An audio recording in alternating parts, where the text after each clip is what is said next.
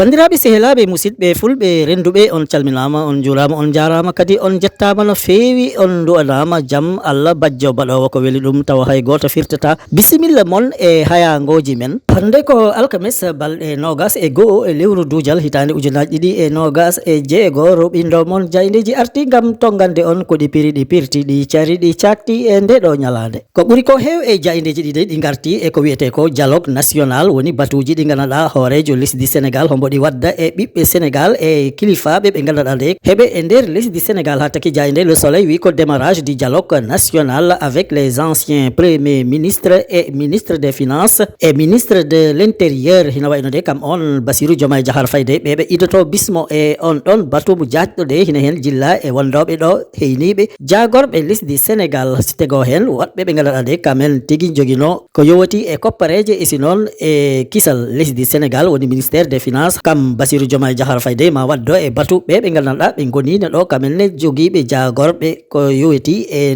nden ko nder lesdi Sénégal woni ministère de l'intérieur ɗum noon jayde Le Soleil ɓesdi hen le sens d'une démarche ina wayno tigui tigui de ɓen foof siɓe pottiti jayde Soleil wi ko kala ko yowati e ɓamtare e kisal e sinon no yimɓeɓe gurdata e sinon ko reynata e ko aynata lesdi Sénégal de ma ɓe mbaɗ hen gooɓe jiile jajɗe e wiide jayde Le Soleil noon tigui windir ɗum les échanges vont porter sur la situation économique, sociale, sécuritaire et politique du pays. Jayde Le Soleil ɓesdi hen ko tigui tigui kala ko ganduɗa nde ina jilla e batuji ɗi hoorejo lesdi Sénégal foti wadde ɗum kam ma ɗum waɗe hadde jottotoɗen e lewru août hitande ujunaje ɗiɗi e nogas e jeegol ɗum foof noon ko ɓesdude kolodiral e horsodirde rewde hakkude laamu e ɓe wonɓe e nder Sénégal ɗum noon Bassirou Diomaye Diakhar Faye andini ɗum ko hanki batu jagorɓe lesdi Sénégal woni conseil des ministres e wiide jayde Le Soleil jayde La Tribune de wi ko gonga tigui saabu windi ko dialogue national Diomaye consulte d'anciens PM hino wayno tigui de jayde wi ko e on ɗon batu jajɗo mbo hoorejo lesdi Sénégal waddata e wondoɓe ɗo heyniɓe jagorɓe lesdi Sénégal de kam Diomaye Faye ma fotto e mumen ma fotto e Idrissa Seck ma bismo Amadou Ba ma bismo Agibou Soumaré Aminata Touré Abdoul Mbaye e sinol ma bismo Souleymane Ndéné Ndiaye ma Major Boy Lamine Loum Sidiki Kaba ha arti e o mo ganduɗa kam woni Moustapha Niass kamen foof de tigui tigui on mo ganduɗa kam woni Bassirou Diomaye Diakhar Faye wi ma bismo ɗumen e nder jayde La Tribune jayde ɓesdi hen ko le FEDER boycotte considérant que cette démarche souffre d'un déficit de transparence et d'inclusivité hina wayno de lande politique jajɗo biyeteɗo FEDER kam wi tawetake e ɗin ɗon batuji hande tawetake heɗi janggo sabo ko waɗate ko toon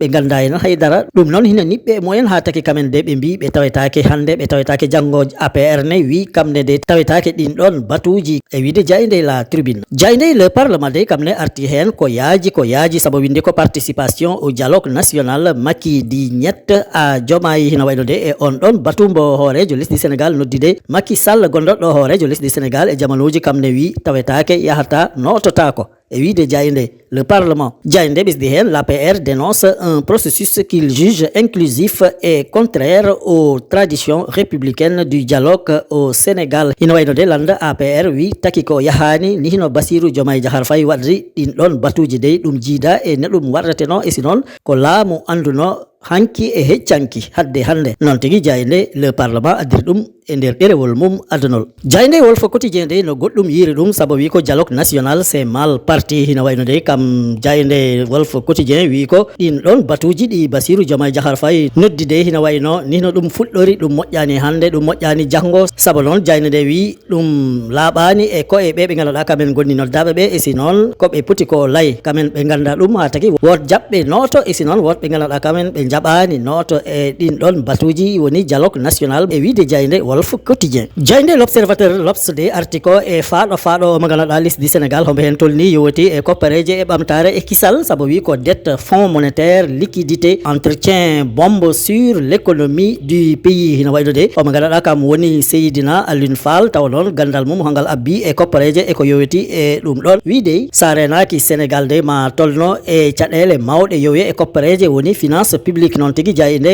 observateur ops dekkiri fandu halirdu mum on don magana ka woni Seydina Alioune Fall wi e der jayinde he les vérités explosives de Seydina Alioune Fall qui mettent à nu les menaces pesant sur les finances publiques jayinde bisdi hen ko tolnoto e ujunere e temedde nayi milliards de sarenaki Sénégal hombolum foti yob e dido lebbi didi garoji tawa non ko tolnoto e temedde joyi e capanɗe jeetati e ɗiɗi milliards e lewru juin foti ɗum yob ha joni jayinde wi ko 633 milliards en juillet ko Sénégal foti ko yobde hina tolni e temedde jeego e capantati e tati milliards tawa ko e lewru juillet ndu paɗen non tigui Seydina Alioune Fall layri ɗum e nder jayinde observateur. Sans changement de cap majeur et urgent, le second semestre 2026 pourrait être pire que le premier semestre hina wayno de si tawi ala ko waklita hakkunde ɗo de jottotoɗen e lebbi garoji e hitande ujunaji ɗiɗi e nogas e jeego de ma Sénégal e ɓiɓɓe Sénégal nguur ko muusi ko yowati e dañal e ɓamtare e kisal de non tigui jayinde addiri ɗum e ɗerewol mum adunol. Jayinde l'informé de artiko e ko yowati ko e tabaski sapo windi ko tabaski e crise économique hina wayno de e ɗeɗo caɗele ɗe gonɗen yowati e koppareje e dañal de heɓanade on ɗon tabaski de hina wayno mbo siwa kumbul non tigui jayinde windir ɗum la fièvre de la fête tarde à monter hina wayno de si tawi no yimɓe heɓe ɓadatono e tabaski heɓe gabbi e tabaski tawatno hina kumbi hina waɗi jahgol e gartugol e dille mawɗe ɗe ganduɗa de ko heɓanade on ɗon tabaski ɗum teskateno e si noon jayinde l'informé wi ko ha joni de yimɓe ɓe tinani noko tabaski o mbo ɓadima non tigui jayinde de windir ɗum la morosité s'installe dans les allées des marchés hina wayno sa naati hande e jehe ɗe gonɗe nder Sénégal de jehere nde jahɗa foof tawata ko boliɗi kam hay goto ala heeɗi walla hewani wonɓe heeɗi jayinde ɓisdi hen vente en berne au marché HLM e Petersen hina wayno noon ko ɓuuri ko hen tengtu ko jehere HLM e jehere Petersen de toon kam hay dille gote ngala toon saabu hina wayno dal yimɓeɓe ɓe jii'ani koppareje ɓe nanani koppareje ha taki noon heɓanade on ɗon tabaski de hikka kam bosiwa kumbu e wiide jayinde l'informé. Jayinde la libération de article e o magalaɗa ka woni Marie Diouf baranoɗo toon to warang caggal tigi tigi de ɓe ɓuuri ɗum doole ɓe lelode mum fa ɓe kantine ɓe mbari ɗum hina wayno de ɗiɗo e moyen de woɗɓe ganduɗa ɓe jaggama saabu heɓe miija kamen mbaɗi on ɗon bone e si noon kamen mbaɗi ɗum ɗon ko ganduɗa ɗum moƴƴani noon tigui jayde libération windiri ɗum violation suivie de l'assassinat de Marie Diouf à Warang de suspects cueillis et accablés jayde ɓisdi hen complètement cerné par l'enquête de la brigade de recherche de Mbour. L'un des mis en cause travaillait dans la boutique où la jeune fille avait été envoyée acheter du thé hina wayno de e ɗiɗo ɓen ɗon ɓe ganduɗa ɓe nangama goto e mumen de ko e nder boutique o mbo mari soodi warga de toon liggotono e wiide jayde la libération ɗum noon tawa ko brigade de recherche mo Mbour kamen tigui jaltini on ɗon kabaru jayde ɓisdi hen confondu par le bornage de son téléphone. Le second suspect est un conducteur de Jakarta pris en flagrant délit de mensonge après avoir prétendu avoir vu Marie Diouf entrer et sortir de la boutique. Ɗimmo o mo ganduɗa de kam miija kam waɗi on ɗon bole kam e goɗɗo mo mbiɗen kam liggotono e boutique hede on ɗon ɗimmo de ko doknowo Jakarta kam noon téléphone mum taki nanga sabo de dadiɓe ɓe ƴeewi hongo sengo woni de nden ɓe jaggi ɗum ɓe lamdi ɗum e si noon waddu hen pene sabo wi ko yiino Marie hemo nata e nder boutique he ha yalte hembo ndeke tawi fenat e wiide jayde la libération. Gasmirten ko Rewmi quotidien sport plus taw noon yowti ko e coftal ɓalli sabo windi ko CAN U17 le Sénégal se qualifie pour les quarts et le mondial hina wayno de sukaɓe kippu Sénégal tawa heɓe dañi duuɓi sappo e jeeɗiɗi de kamen yahnoɓe desewal gendiji Afrique woni coupe d'Afrique des nations hina wayno de kamen kippu mumen o yalama wune sabo kamen de ɓe jawti nayɓere timmode woni quart de finale e si noon ma ɓe jah e desewal aduna woni coupe du monde tawa noon ko sukaɓe dañɓe duuɓi sappo e jeeɗiɗi wadde wayino ko Sénégal de waɗi titin ko mantani ko teska e siko feewi e fukko kosguel e wiide jayde Rewmi quotidien sport plus. Bandiraɓe sehilaɓe ɗum wonɗo seeɗa e komin gaddanno on e ko jaydeji ɗi dawi ɗi bindi hande on jettama on jarama e kettogol mon ñimgol tabitgol tottodiren aadi ha sanga goɗɗo so weeli Allah joom baɗe e bawɗe o.